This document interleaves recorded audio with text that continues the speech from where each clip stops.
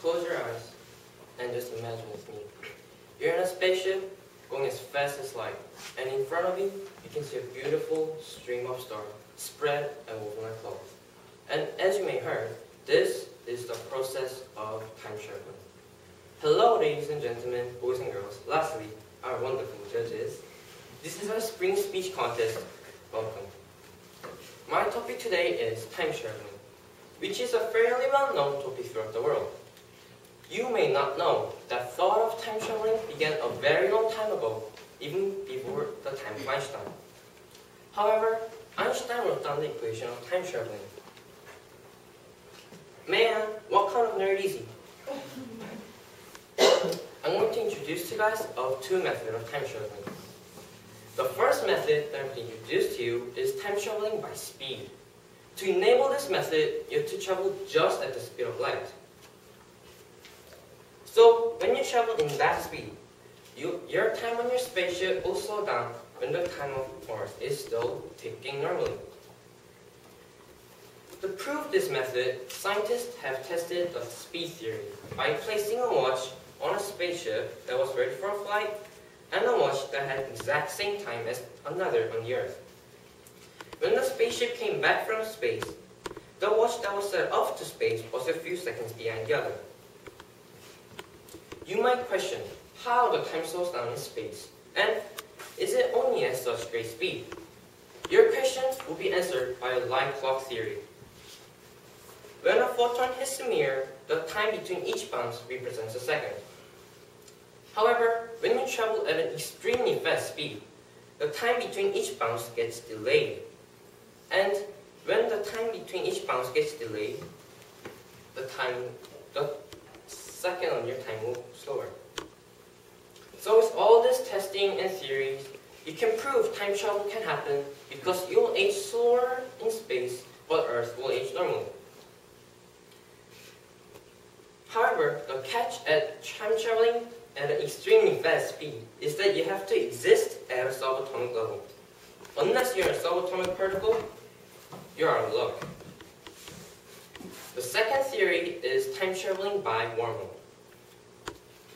The basic understanding of a wormhole is a hole of transportation that you can go through to travel in time. When there's an entrance of something we call A, then there's to be a same exit of the same A.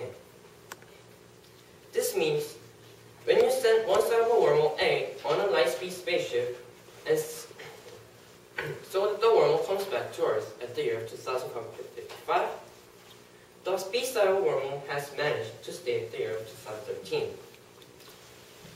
Then site A will stay the same as B. When you walk into B and come out at A, you will be at the year 2555. However, this may have sounded so easy to time travel. The wormhole just opens up for you and you only have to walk in it. The problem is that the wormhole opens and closes in a time of blink. And we don't know when, where, and how to open a wormhole. Just imagine you're going through a wormhole and it closes while you're going through it. And let's just have that thought kept to ourselves. Honestly, which of those two methods do I believe in the most? Which method of time traveling is possible? And my answer to that is, both speed and wormhole theories is possible.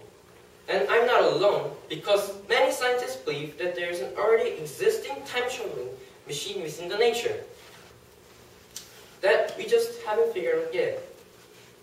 Consider this: if, however, time traveling becomes possible in the future, then as many of you might think of changing history. However, changing history is one of the factors that nature doesn't allow us to do. And this belief is called the grandfather paradox.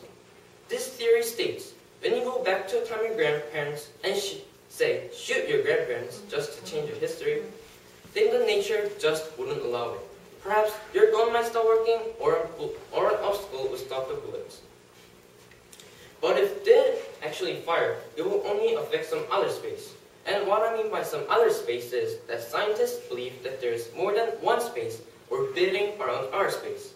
So, when you kill your grandparents, the history of other Earths will change, but nothing will happen to the current Earth that you're living in. So, time traveling might stay as a device in a movie, or wonders of a child. The good news is that NASA has proved and explained the time-traveling equation of Einstein, and we know it's an actual equation that can work for time traveling. Now we need to move a further step to being actually able to time travel. But as one of the greatest scientists said, if time traveling becomes possible in the future, then why are we getting a visitor from the future? Thank you for listening to my speech, and have a wonderful day.